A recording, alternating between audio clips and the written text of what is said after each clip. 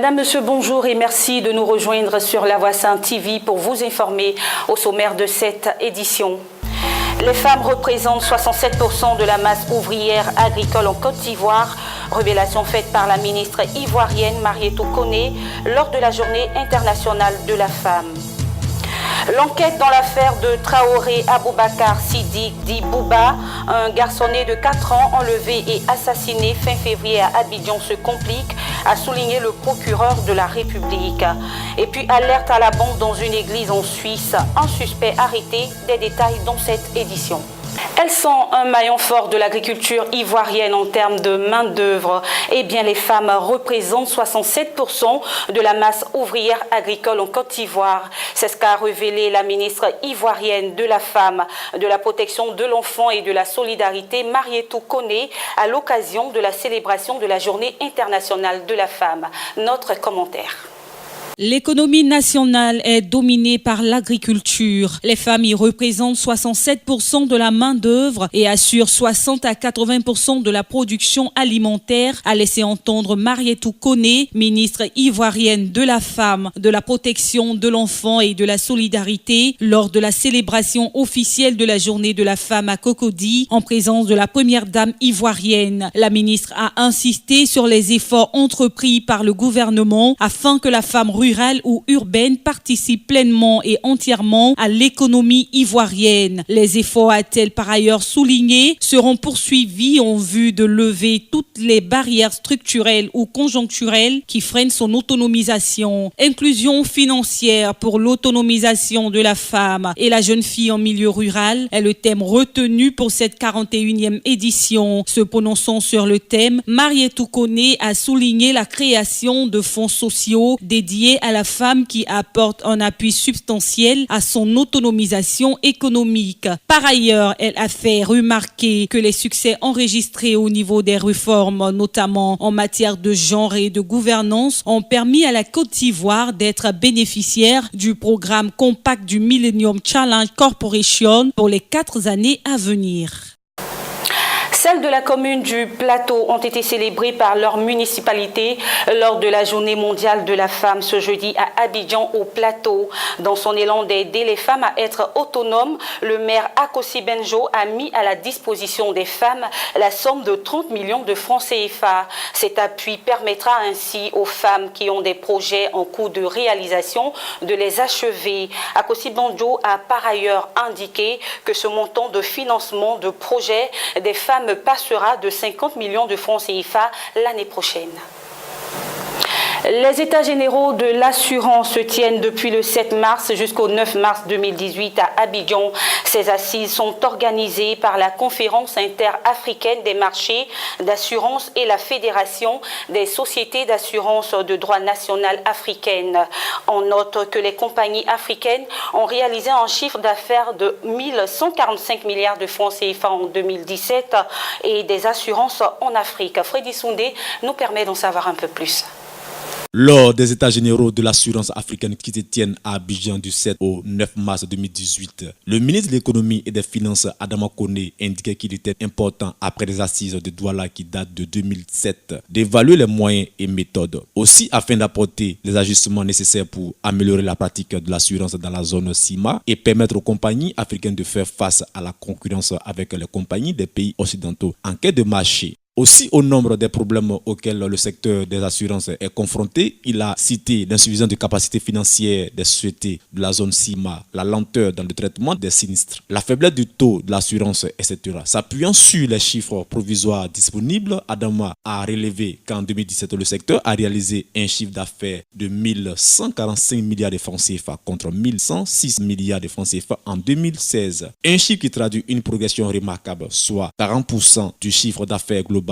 Les placements réalisés par les sociétés en 2017 s'élèvent à 2025 milliards de francs CFA contre 1936 milliards de francs CFA en 2016, soit une progression de 4,5%. Au cours des 10 dernières années, le secteur des assurances en Afrique a enregistré une croissance annuelle moyenne de 9% et un chiffre d'affaires cumulant à plus de 1100 milliards de francs CFA en 2016. L'investissement dans le secteur des assurances s'est traduit par une hausse substantielle du nombre d'entreprises d'assurance passé de 143 en 2007 à 187 en 2017, quand les placements réalisés par les assureurs dans les économies de la zone se chiffrent à près de 2000 milliards de francs CFA en 2016. Le parquet d'Abidjan Plateau, dans l'affaire Traoré Aboubakar Siddiq, dit Bouba, un garçonnet de 4 ans enlevé, assassiné fin février à Abidjan, a produit un communiqué. Selon le procureur de la République, Adou Richard, la divulgation malencontreuse d'informations relatives à l'enquête ne facilite pas la tâche aux enquêteurs. Alain Boabré, son commentaire. Les investigations se poursuivent pour retrouver le marabout et tous les moyens sont déployés à cette fin, a souligné le procureur de la République, Adou Richard, dans l'affaire Traoré Aboubakar Siddiq, dit Bouba, un garçonnet de 4 ans, enlevé et assassiné fin février à Abidjan. Toutefois, le magistrat a déploré le fait que des informations divulguées depuis l'acte criminel compliquent le travail des enquêteurs. Selon le procureur de la République, ces faits d'une extrême gravité sont qualifiés d'enlèvement de mineurs suivis de mort prévus par l'article 370 alinéa 1 du Code pénal et sont passibles de l'emprisonnement à vie. Sagno Etienne, qui a avoué avoir enlevé et tué le petit Bouba, et Karamoko Isiaka, accusé de complicité, ont été déférés le 2 mars 2018 et immédiatement placés sous mandat de dépôt par le juge d'instruction. L'assassinat de Bouba, ce garçonnet, suscite encore une vague d'indignation en Côte d'Ivoire. Le rappel des faits par Alain Boabré. Rappelant les faits, Adou Richard, le procureur de la République, indique que le 28 février 2018, se fondant sur les explications des parents de Bouba, les éléments du commissariat du 11e arrondissement de Williamsville ont procédé à l'interpellation du nommé Sagno Etienne, aperçu la veille avec le garçonnet. Soumis à un interrogatoire, il dit avoir donné la mort à l'enfant pour recueillir son sang dans le but de devenir riche sur conseil de son marabout. Sagno Etienne a conduit les enquêteurs sur les lieux de l'inhumation de sa victime qu'il a déterrée sous leurs yeux, a dit le procureur. Karamoko Isiaka, qui lui avait présenté le dit marabout, a lui aussi été interpellé. Notons que l'assassinat de ce garçonnet avait suscité une vague d'indignation en Côte d'Ivoire. Réagissant à ces faits, le chef de l'État ivoirien a promis que tous les coupables seront traduits devant la justice et sévèrement punis. À l'international à présent, une personne a été interpellée vendredi à Berne, à Genève, à la suite d'une alerte à la bombe dans une église située dans le quartier de la Gare, a indiqué la police cantonale qui a neutralisé des objets suspects que le jeune homme portait sur lui. Notre commentaire.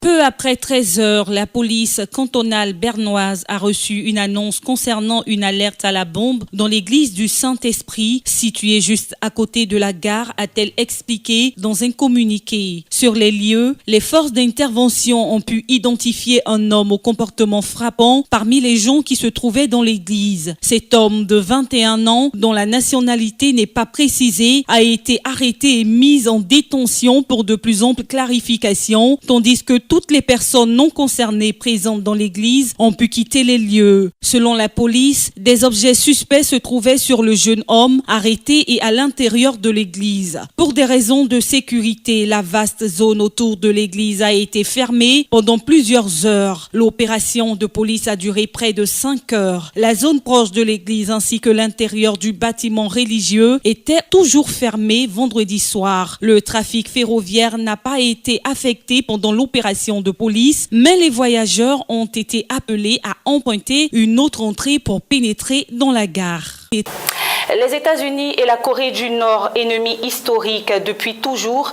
entendent enterrer la hache de guerre. Véritable coup de bluff ou réalité, la nouvelle est que Washington et Pyongyang se disent prêts à se rencontrer afin de plancher sur leurs points de divergence, dont le plus récurrent est celui des tirs missiles entrepris par le régime nord-coréen.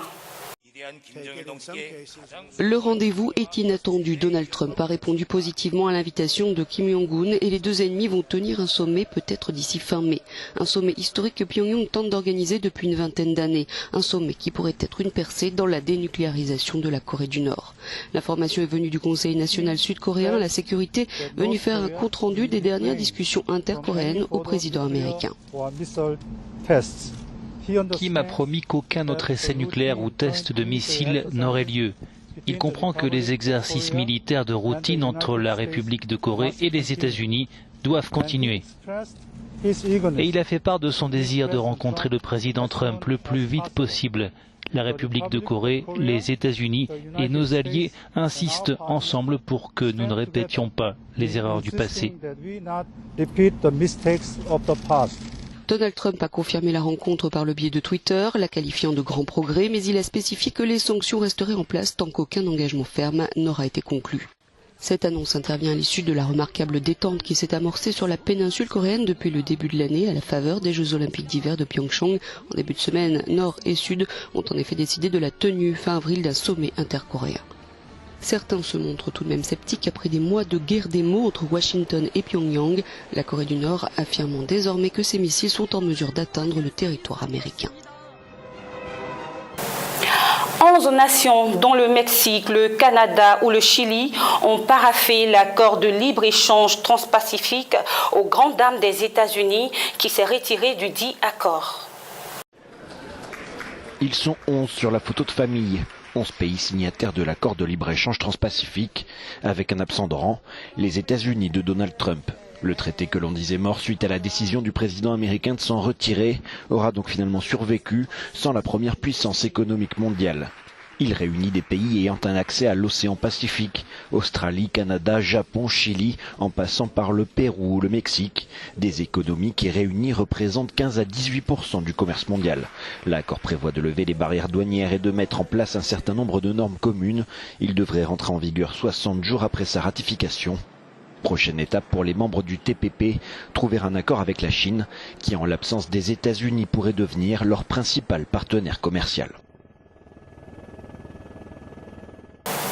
Et puis terminons en sport. Le Wydad Club de Casablanca a battu le WAC Football Club de Williamsville sur le court fleuve de 7-2 en match aller des 16e de finale de la Ligue africaine des champions. C'était le mercredi 7 mars 2018 au Maroc, au stade Mohamed V de Casablanca, nous dit Martial Kwasi.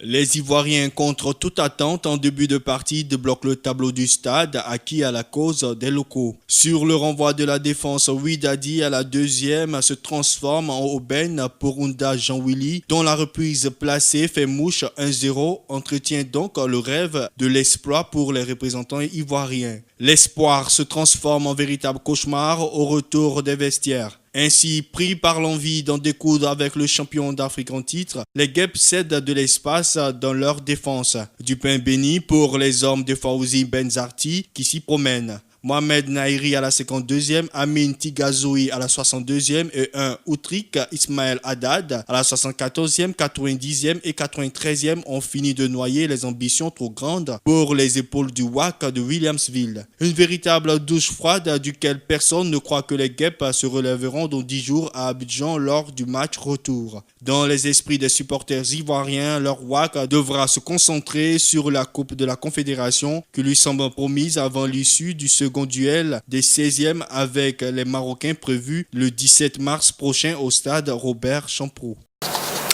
Ainsi prend fin cette édition. Merci de l'avoir suivi. Excellent week-end avec Jésus-Christ, notre abri. Au revoir.